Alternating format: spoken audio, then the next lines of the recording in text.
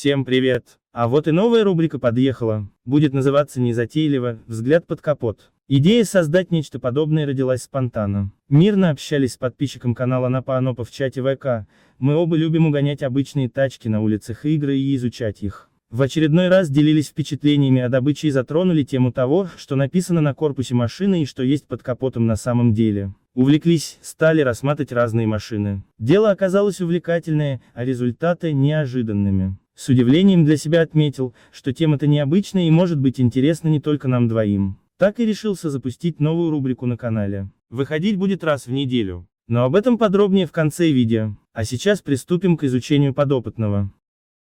Подопытным сегодня будет Бравада Баффало. Нет, не тачка Франклина. У него более продвинутая машина. Относится к спорткарам. Доступна для угона. Не имеет тюнингованной версии тайминга спавна. Частый гость на улицах по всему Лос-Сантосу. Тестов по нему пока не делали, но они будут. Возможно, сразу после этого видео. Вот подходящее место для исследований. Хорошее освещение, не помешают осадки, да и пешеходов нет. Входим в образ и погнали. Образ злобный а-ля механик готов. Можно приступать. Для начала внешний осмотр машины на наличие значков и шильдиков. С бортов ничего нет, а вот сзади что-то имеется. Чуть позже рассмотрим ближе, пока продолжим. Так, больше ничего не видно. Возвращаемся к багажнику.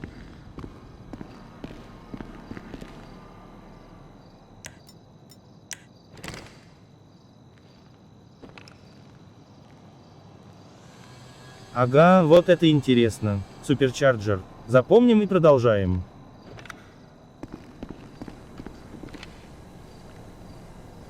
Обратите внимание на два момента. У стоковой машины уже имеются симпатичные хромированные диски. И на задних колесах стоят дисковые тормоза. Это очень хорошо. Дисковые тормоза нужны для надежной остановки машины. Не все же барабанные юзать как на АвтоВАЗе.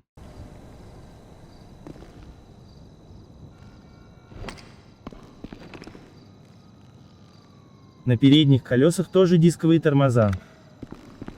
Больше ничего интересного. Переходим к тесту на определение привода.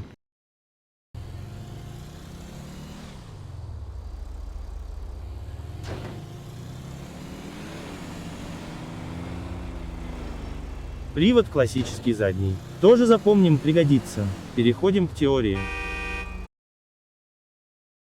Что же мы выяснили? Два момента. Первый, у машины якобы есть суперчарджер. Вот образец этого суперчарджера на экране. Имеется мощный воздухозаборник и механический привод от коленчатого вала двигателя. Эта штука позволяет сделать двигатель мощнее, нагнетая в камеру сгорания больше воздуха. Больше воздуха, лучше детонация горючей смеси, мощнее двигатель. Хотя привод от коленчатого вала отбирает немного мощности у двигателя. Это не так эффективно, как использование турбочарджера, который работает за счет выхлопных газов. Но к этому еще вернется, когда встретим подобное в обзорах. Далее нам известно, что машина заднеприводная. Вот как должен располагаться двигатель в этом случае. Это называется продольное размещение. Оно характерно для машин с задним и полным приводом. У переднеприводных мотор ставится поперек. Но об этом также в другой раз. И вишенка на торте. В сети нет точных данных о том, с какой машины срисовали Баффало. Однако вам не кажется, что вот на эту машину он очень похож? Это Dodge Challenger SRT8 2012 года выпуска. Красивая, мощная, быстрая машина. А вот как выглядит ее моторный отсек. Мощный V-образный атмосферный мотор от Hyundai. 8 цилиндров, больше 400 лошадей. Максимальная скорость до 282 км в час. Красота! А теперь глянем, что же нам приготовили Рокки под капотом Баффало. Что-то похожее? Святый еж. Это что за дикость? Я в шоке. Начнем по порядку. Итак, вот у нас мотор. И он ни разу не V-образный. Обычный рядный, но хотя бы расположен правильно. Уже хлеб. Судя по выпускному коллектору, тут 4 цилиндра. 4 цилиндра и рядный двигатель у спорткара, Карл.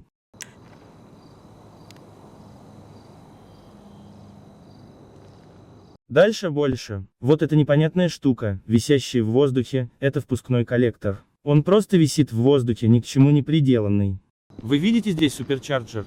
Хоть что-нибудь похожее? Я нет, а надпись на багажнике говорит, что он есть. Тут даже фильтра воздушного нет. Намек на то, что двигатель инжекторный, то есть с впрыском топлива, и небольшой воздушный фильтр спрятан где-то в моторном отсеке. Просто жесть.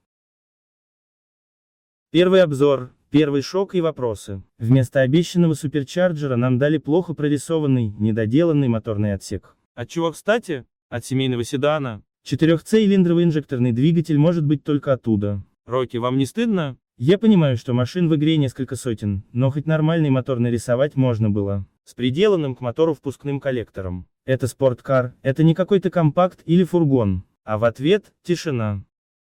Формат видео в новой рубрике будет дорабатываться. Но думаю, первый блин не вышел комом. Очень на это надеюсь. А теперь о развитии рубрики. Новые видео будут выпускаться по следующему порядку. Сначала в сообществе ВК я буду размещать сообщения с запросами комментариев о теме следующего выпуска. Посмотрев ваши предложения, сделаю голосование по выбранным машинам, не более 5 штук сразу. Выбор будет осуществляться подсчетом простого большинства отданных голосов. Проголосует один подписавшийся, значит, эта машина и будет на обзоре. Просьбы в комментариях на YouTube не рассматриваются. Фидбэка очень мало, поэтому давайте активнее общаться. Пока это делает только один подписчик. Welcome на ВК.